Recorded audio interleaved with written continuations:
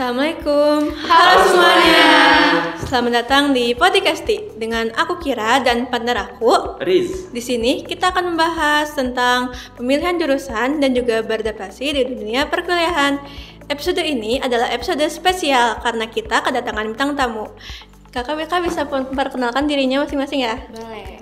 Halo semuanya, perkenalkan nama aku Naura Chelsea Fakira dari Program Studi Pendidikan Biologi dari Fakultas Pendidikan, Matematika, dan Ilmu Pengetahuan Alam Universitas Pendidikan Indonesia. Halo semuanya, perkenalkan nama aku Sasi Almanova dari Telkom University dengan program studi S1 Electrical Energy Engineering dengan Fakultas Teknik Elektron. Halo semuanya, nama aku Devana Tantroibawa. Aku dari jurusan Ilmu Komunikasi Telkom University, Fakultas Komunikasi dan Ilmu Sosial. Oh ya, aku ada pertanyaan buat kakak. Gimana sih kakak waktu itu milih jurusan yang sesuai dengan kakak? Soalnya kan kita tuh masih banyak yang milih jurusan karena saran dari orang lain atau juga teman-temannya. Mau siapa dulu? Mungkin boleh dari kamu dulu ya. Oke. Kan kebetulan program studi aku sekarang pendidikan biologi ya. Nah, pada awalnya tuh aku tuh lebih suka matematika pada saat itu. Cuman karena ada arahan juga kan dari ibu aku dan lain sebagainya, akhirnya aku memutuskan ke biologi. Nah, sebenarnya dari kalau bisa dibilang aku tuh nyesel gak ke biologi gitu ya. Karena kan tadi bukan passion aku gitu, tapi itu tadi gitu karena kan gak mungkin ya setiap orang tuh cuman punya satu kemampuan, satu kesukaan gitu. Jadi karena itu aku bisa juga mengadaptasi di biologi gitu. Dan pas nentuinnya tuh ya itu tadi, awalnya aku tahu passion aku di mana aja. Jadi kalau bisa jangan cuman satu aja terus kamu di situ aja gitu. Jadi coba cari tahu passion kamu, terus kalau misalkan kamu udah tahu passion kamu bisa tentuin ke jurusan-jurusan yang mendekati gitu ke passion kamu. Karena biar apa ya, biar si ininya tuh lebih banyak gitu si pilihannya. Karena kalau misalkan satu aja tuh pilihannya agak susah kayak gitu. Tapi bukan berarti kamu gak yakin sama pilihan kamu gitu. Gitu sih paling. Kalau buat aku sendiri, jadi aku sekarang di jurusan Teknik Sistem Energi. Nah, waktu SMA tuh aku udah mulai suka fisika sih. Aku lebih suka di pelajaran IPA, aku tuh paling sukanya fisika. Dari kimia, terus matematika tuh aku paling suka fisika. Nah, terus aku cari-cari nih jurusan yang fisikanya tuh dominan. Ternyata ada di teknik kan. Nah, semenjak masuk teknik, aku ngerasa belajar fisikanya tuh dalam banget. Dan menurut aku itu passion aku sih. Terus orang-orang sekitar aku juga, keluarga aku juga support aku untuk masuk teknik. Jadi aku sangat-sangat enjoy ada di teknik ini. Walaupun menurut aku berat banget ya kuliahnya. Karena kita 90% berhitung. Ya, jadi tapi sangat-sangat enjoy sih. Kamu rasa itu dunia kamu ya? Iya, aku merasa itu dunia aku. Gak pura-pura enjoy. Enggak, aku tidur 2 hari, enggak tidur 2 hari tuh enjoy juga. Enjoy banget. Lapar. Asal lambung dikit gak apa-apa ya? Iya, enggak apa-apa. Oke, mungkin teman-teman aku pada sedikit align ya, tapi kalau aku mungkin gak sedikit align sama kemauan aku. Mungkin aku ceritain jurusan yang aku pengen aja kali ya.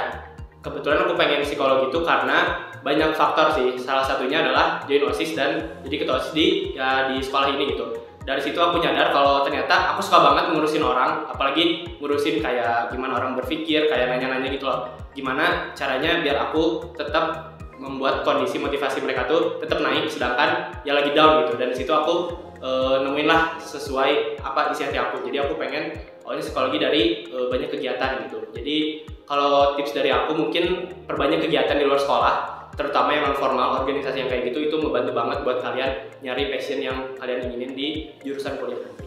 Itu sih. Terima kasih buat kakak. Motivasi atau saran dan tipsnya buat yang lain mungkin aja bisa diterapin nantinya. Aku lanjut ke pertanyaan selanjutnya ya kak. Jadi pertanyaan selanjutnya itu untuk orang-orang yang ragu dalam pemilihan jurusan kuliahnya. Jadi kan ada beberapa orang yang ragu-ragu dalam pemilihan jurusan kuliah. Contohnya ada aku nih, ya aku tuh pengen banget masuk pangan. Tapi beberapa orang yang sekitar, guru-guru bahkan orang tua untuk tidak menyarankan masuk jurusan itu karena mungkin dari gajinya lah atau dari tempat kuliahnya yang mungkin kurang.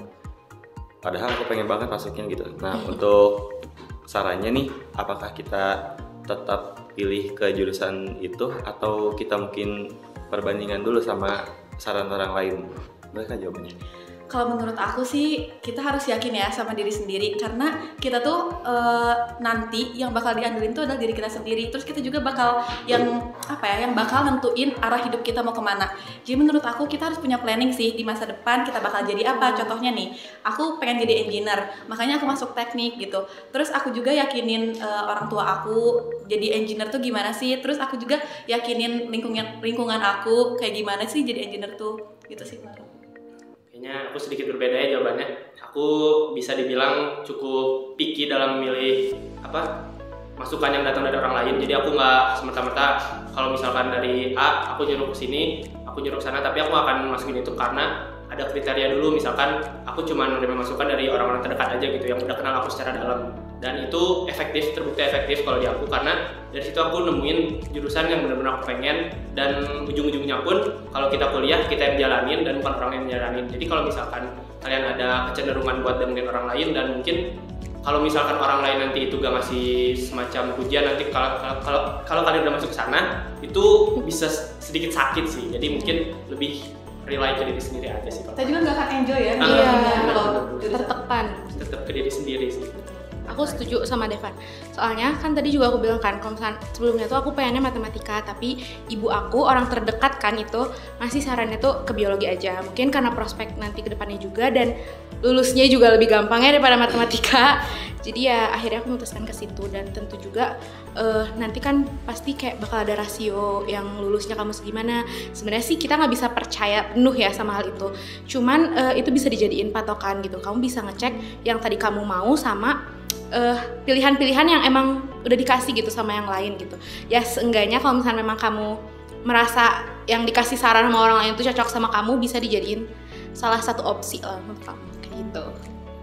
Dan menurut aku buat pilih jurusan juga kita harus tentuin prospek kerja ke depannya ya. Benar-benar. Ya, luas atau enggak di masa depan gitu. Ya, itu karena kan sekarang teknologi udah canggih makin berkembang banget gitu ya.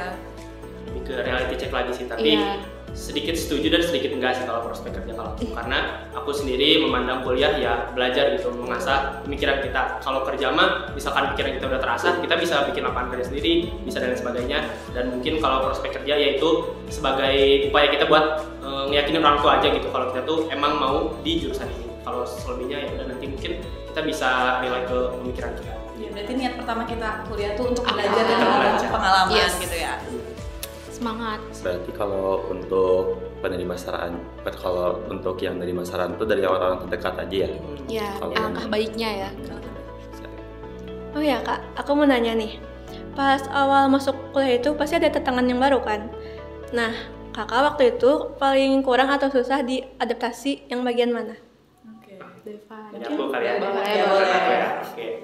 Mungkin kalau dari aku dari segi mata kuliah nggak terlalu ya, karena bisa dibilang jurusan aku ini masih general, masih terlalu luas gitu ya. Jadi materi-materinya cukup dasar lah buat di semester 1. Kalau di semester depannya ya, nanti mah itulah wallahu alam lah itu mah ya. Gimana nanti aja lah Ya, ya. aja itu mah. Tapi intinya semester 1 aku masih bisa catch up lah dengan mata kuliah yang ada. Terus kalau misalkan aku lebih condong ke berat buat sosialnya sih, lingkungan sosialnya. Dimana karena aku orangnya cukup picky ya, sangat-sangat picky dalam memilih teman. Jadi ada beberapa hal yang aku gak bisa dapetin di kuliah yang aku dapetin di SMA gitu. Jadi kayak misalkan aku kalau di SMA ini benar-benar berteman sama satu kelas tanpa terkecuali gitu. Tapi kalau di kuliah aku sendiri ngerasa kayaknya aku harus milih-milih teman mana yang bisa aku ajak serius, teman mana yang bisa aku ajak bercanda, teman mana yang bisa aku ajak dua-duanya sekaligus gitu. Jadi mungkin kalau buat aktivitas sosial benar-benar kalian harus expect the unexpected lah. Jadi banyak banget yang nggak diekspektasi di kuliah bakal muncul di SMA, bakal muncul di lingkungan kuliah gitu sih. Lebih beragam gitu ya. Terlalu ya udahlah Macam-macam lah ya. panjang lah kali Mbak. Kalau aku sih di lingkungan sosial tuh nggak terlalu susah ya, karena kebetulan alhamdulillahnya juga aku tuh punya lingkungan pertemanan yang sangat solid dan mereka tuh bener-bener support gitu, kayak saling ngebantu dan sebagainya. Cuman kalau aku tuh agak susahnya itu di adaptasi matkul.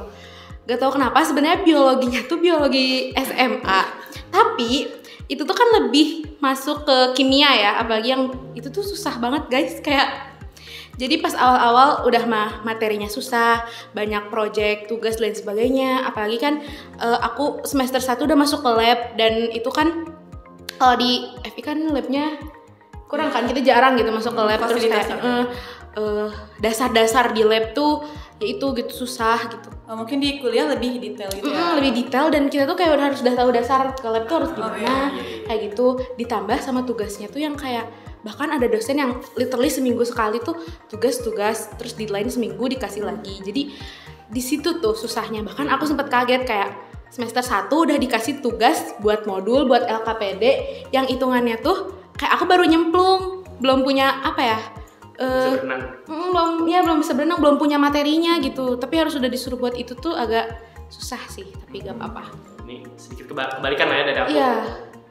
Kalian gimnas tadi? Oh nggak jadi. Enggak. Oke, mungkin kalau dari aku sendiri, aku buat mata kuliah aku juga agak sedikit sulit beradaptasi karena menurut aku sesusah itu. Dan aku juga di semester 1 ini udah masuk lab, itu labnya fisika dasar. Dan kalau di SMA kan kayak teori-teorinya tuh tinggal kita ngitung, masukin rumus udah. Tapi kalau misalkan di kuliah tuh kayak kita percobaan dulu gitu loh. Nah, jadi menurutku lebih sulit. Terus kalau teman-temannya aku bisa beradaptasi sih, karena menurut aku teman-temannya juga support. Terus teknik tuh kan solid ya. Teknik nih bos. Solid banget. Teknik. Ya, jadi kita tuh sesolid itu menurut aku. Jadi kita nggak terlalu susah beradaptasi dengan teman-teman. Dan menurut aku yang paling sulit beradaptasi itu adalah tempat tinggal sih. Karena kan aku dulu di SMA aku tinggal di rumah sendiri sama orang tua. Tapi kalau misalkan kuliah kan aku ngekos ya. Jadi menurut aku sulit beradaptasi sih, karena yang tadinya apa-apa sama orang tua sekarang harus jadi mandiri. Kesepian gitu. Ya, kesepian, homesick banget. Tapi sekarang aku udah aman kok, udah betah ngekos seiring berjalannya waktu. Jadi sedikit terbukti lah kalau misalkan Saintek berat banget matkulnya, tapi kalau sosum nggak terlalu lah ya. Karena mungkin berat bangetnya tuh karena hitungan semua ya, apalagi kalau lulus. Soalnya kalau di sosum benar-benar kalian modal skill yapping gitu ya, depan bicara public speaking, kalian udah bisa dapat nilai A, nilai AB ya. Bisa lah. Kalau di Saintek nggak tahu ya. Dan gimana IPK? Aku aman Pak. Aku juga. Dan menurut aku di Saintek tuh sulitnya kita udah banyak tugas besar yang harus bikin alat penerapan dari matkul yang kita uji. Aku juga semester 1 ini udah punya project dari biokim, yang dimana biokim tuh kan ada kimianya ya. Nah di situ tuh pengaplikasiannya tuh agak susah guys. Terus kayak semester 1 dikasih project kayak gitu kan lumayan. Terus revisinya pas segala macam. Itu sih. Terus kalau untuk itu ya, kalau di kuliah kan emang lebih luas lagi kan per kelasnya. Kayak kalau di SMF ini kan kayak semuanya Islam gitu lah, kita di agama ya. Kalau di kuliah kan mungkin ada yang agamanya beda-beda. Terus kalau kata ibu aku, udah kamu temenan sama yang Islam aja gitu. Tapi aku ngerasa bahwa itu salah gitu, bahwa emang harus bisa temenan kan, kita berbaur sama yang punya kebedaan. Dan kalau di kuliah itu kan pasti yang mencela gitu kan, dari suku mana, dari agama mana gitu. Kalau di aku ya, karena mungkin segenerasi lah ya, mungkin di kalian juga, di generasi bawah kita mungkin sama aja gitu. Aku punya temen banyak banget yang non Islam, dan ngejokesnya pun yang ngejokesnya tentang agama karena deket mungkin ya. Jokesnya kayak nyuruh sholat gitu, kayak nonis itu yang nggak apa-apa, maksudnya kita udah deket gitu. Jadi mungkin kalau buat konteks agama di sini, kalau di pengalaman aku ya nggak terlalu jadi masalah besar, bahkan nggak jadi masalah sama sekali gitu, malah jadi lucu-lucuan dan malah jadi bonding kita ini gitu. Kalau di aku juga kayak kalau tentang agama nih nggak yang gimana ya, nggak yang serumit itu, karena menurut aku yang penting kita toleransi aja sih, menghargai gitu. Kalau di aku tuh perbedaan suku, kan intonasi bicara seorang tuh berbeda ya setiap suku. Nah kadang problemnya itu adalah kayak intonasi orang ini nih, orang Batak gitu, kayak ngomong ke orang Sunda, terus kayak kita kadang suka kaget gitu, kayak karena tinggi ya mereka. Padahal kayak cuma mungkin ngobrol biasa ya, tapi kan kayak orang Sunda tuh biasa ngobrolnya biasa aja, kayak gitu. Kecil gitu suaranya. Tapi pas tiba-tiba itu tuh kadang suka kaget. Terus ya mungkin ada beberapa kali perselisihan kali ya dalam hal kayak gitu, tapi ya masih bisa diatasi kayak gitu. Jadi nilai toleransi yang harus dirayain kalau harus saling menghargai. Oh ya kak, aku ada pertanyaan lagi nih. Ada nggak sih kebiasaan dari SMP atau SMA yang sampai kuliah gitu masih ada? Kayak pola pikir, kayak gaya belajar atau pergaulannya? Kalau gaya belajar sih aku ada. Aku tuh suka buat rangkuman beberapa hari sebelum kayak misal mau ujian atau apa, itu tuh ke bawah sampai kuliah karena menurut aku itu efektif di aku ya. Apalagi pas SMA tuh aku sering buat rangkuman terutama di biologi gitu. Dan dulu tuh emang waktu SMA tuh yang paling banyak aku buat rangkuman itu matematika sama biologi. Dan makanya aku milih itu gitu. Dan sekarang di biologi juga aku masih kadang suka buat rangkuman karena tuh kalau di kuliah tuh kadang kalian suka nulis gak kalau lagi matkul? Enggak. Ya, itu guys. Jadi perbedaan kalau di kuliah tuh kalau misalnya kita lagi matkul tuh kadang suka nggak nulis, makanya aku sekarang tuh suka nerapin itu buat rangkuman di beberapa hamin gitu. Gak hamin 1 juga ya, soalnya tuh banyak kayak gitu. Terus kalau perilaku sih kayaknya aku masih sama-sama aja ya dari SMA. Kayak untungnya tuh karena aku juga gampang bersosialisasi gitu, jadi ya di SMA pun di kuliah pun masih bisa bersosialisasi dengan baik. Mungkin kalau menurut aku perbedaan gaya belajar, nah waktu SMA tuh aku lebih suka belajarnya tuh mandiri, jadi aku selalu belajar sendiri gitu. Tapi pas di kuliah menurutku belajar sendiri tuh kurang efektif, jadi aku lebih milih untuk belajar kelompok. Karena kan di kuliah ini materinya banyak dan susah, jadi menurut aku lebih efektif kalau misalnya kita belajar kelompok. Diskusi gitu ya. Betul.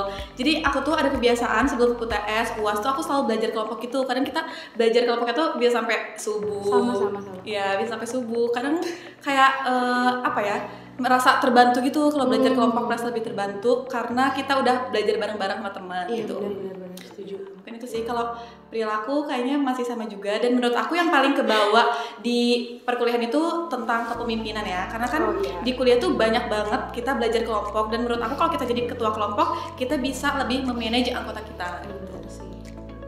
Kayaknya aku nggak relate ya. Sama belajar kita. kelompok. Belajar kelompok. Belajar Kenapa kelompok kayaknya tuh? nggak relate.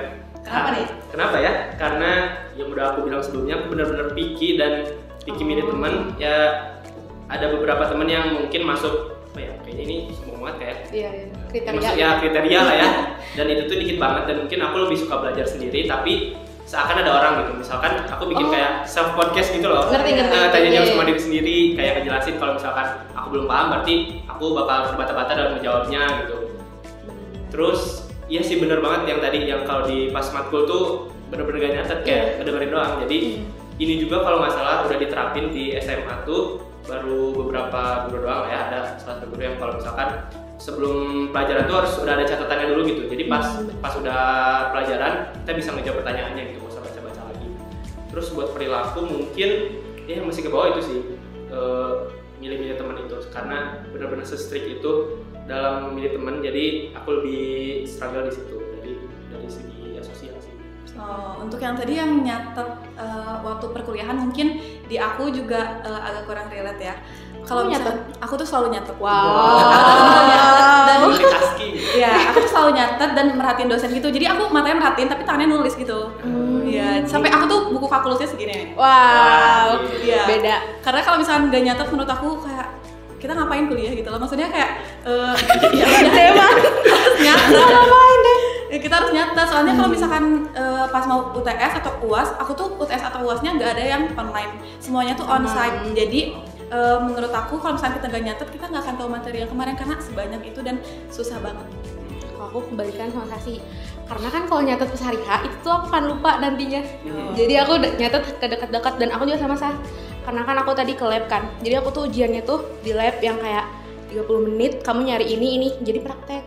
Nah maka itu kalaupun nyatet tuh agak susah sih sebenarnya kalau pas di aku tuh karena lab, karena praktek gitu. Jadi bukan nyatet, mungkin kita harus lebih ke paham kalau di aku, di biologi sendiri gitu, kayak step by stepnya gimana kayak gitu.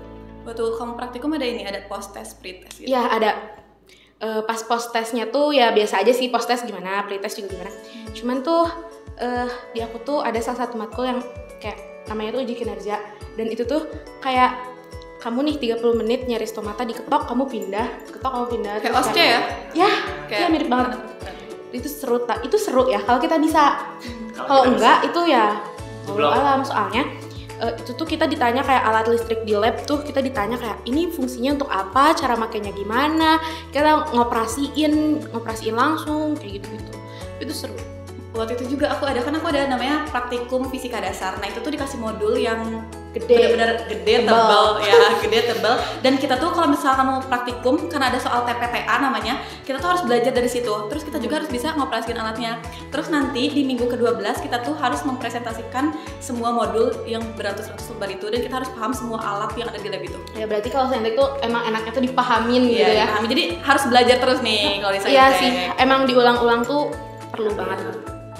Tapi sebenarnya aku juga nyatet sih, kayak misalkan di PPT maksudnya nyatetnya tuh dikit gitu, misalkan di PPT tuh ada yang nggak dijelasin, terus misalkan ada istilah baru yang dosen sebutin pas pelajaran, pasti catat lah. Cuman mungkin sedikit tips kali ya, kalian bisa kayak nonton mungkin kayak apa ya, YouTuber edukasi gitu. Aku sering nonton, mungkin bisa di search juga Zahid Ibrahim atau yang cewek Safira Putri, itu benar-benar ngebantu aku dalam apa ya, nemuin gaya belajar aku yang pas gitu loh. Jadi mungkin dari SMA bisa kalian persiapin gitu buat kuliah. Kalau nyatet materi tadi tuh tergantung apa ya, tergantung orangnya nggak sih, kayak kembali lagi tergantung gaya belajarnya.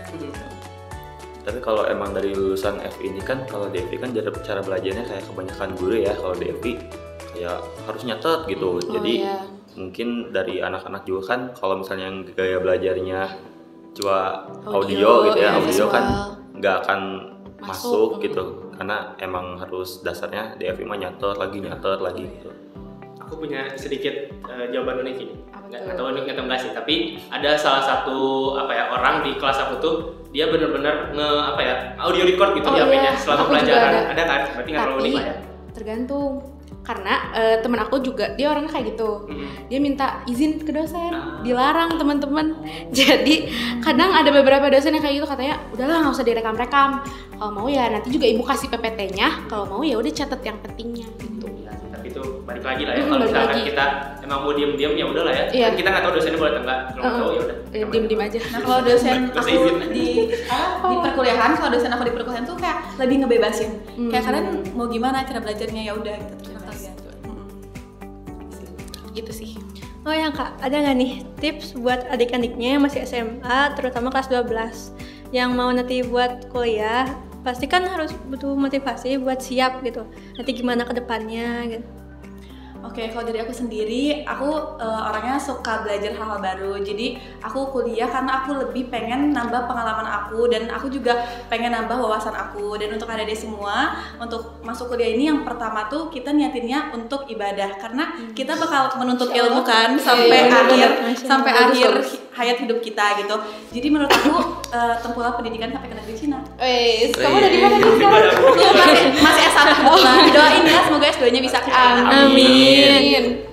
Dari aku apa ya, sama sih, kayak jangan memandang pendidikan kuliah itu tuh sebagai batu loncatan buat kita kerja gitu. Karena kalau misalkan kita dapat kerja, ya jatuhnya kayak kita ngerasa sia-sia kuliah gitu. Tapi kita harus mandang kayak kuliah itu sebagai nilai hidup yang harus kita cari lah, mau gak mau emang harus kita cari. Dan dari situ emang benar-benar kita dapat arti apa itu hidup sebenarnya. Terus kalau dari aku sih, aku pengen highlight tentang mungkin yang SNBP atau SNBT ya kali ini. Kan pasti udah ada pengumuman eligible atau apa. Aku tahu pasti sedih banget yang nggak keterima eligible, yang nggak masuk gitu.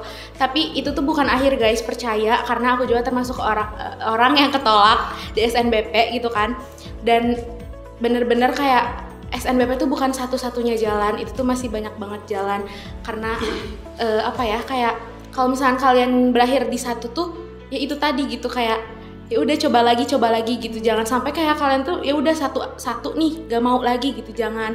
Dan kalau bisa nih di UTBK kalian harus bener-bener persiapin sejauh mungkin, karena itu juga merupakan salah satu hal yang aku sesali ya, kayak UTBK deket-deket, kayak aku terlalu bergantung gitu ke SNBP sehingga aku ngelupain persiapan UTBK yang harusnya tuh intens gitu kan, tapi ya itu aku sia-siain gitu. Kalau bisa kalian meskipun udah eligible nih mau SNBP, tetap belajar UTBK apapun itu, karena kita nggak tahu nanti kedepannya kayak gimana. Semangat terus buat angkatan berapa berarti?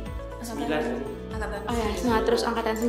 Jadi kayak intinya kalau misalkan planning A nggak bekerja, masih ada 25 alfabet lainnya yang harus kita coba. Jadi kita nggak boleh menyerah. Aku mungkin ini ada sedikit kayak julukan lah ya. Kalau misalkan mahasiswa tuh atau pelajar tuh harus, nggak mahasiswa doang sih, kayak semua orang tuh harus menjadi lifelong learner gitu. Dimana kalau misalkan kita dihadapin dengan satu kegagalan, misalkan SNBP gitu ya.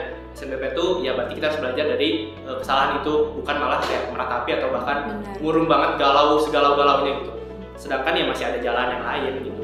Dan mungkin meskipun karena aku sendiri SNBP gagal, SNBT gagal, dan aku udah kayak UM kayaknya nggak akan masuk juga deh, dan aku memutuskan buat swasta. Dan kebetulan tahun ini mau UTBK juga, aku bisa mungkin kurang lebihnya berkata kalau misalkan pengalaman gagal itu benar-benar mahal banget, benar-benar gak bisa kalau misalkan kita gak gagal, kita ada pokoknya ada sesuatu di kegagalan itu yang pasti bisa kita ambil gitu. Iya, setuju, Jadi setuju. pasti di balik kegagalan ada sesuatu nilai yang bisa kita ambil lah. Jadi jangan berkecil hati kalau kalian nggak terima SNBP atau SNBT, pasti ada jalan. Semangat. Terus di perkuliahan juga kita nggak cuma belajar tentang akademik kan, Iya. kita juga bisa lebih belajar banyak hal. Jadi nggak cuma tentang pembelajaran di akademik aja. Sosialnya juga pasti kepake banget. Iya. Gitu sih. Terima kasih Kak buat motivasi juga tipsnya. Semoga ini bisa bermanfaat buat teman-temannya di SMA nanti. Wah, terima kasih buat kakak-kakak yang udah bagi sharingnya hari ini. Semoga bisa membantu teman-teman yang sedang lagi cari jurusan atau ingin masuk kuliah nanti. Jangan lupa untuk terus mengikuti episode berikutnya dengan topik seru atau motivasi lainnya. Sampai jumpa di episode berikutnya. Sampai jumpa.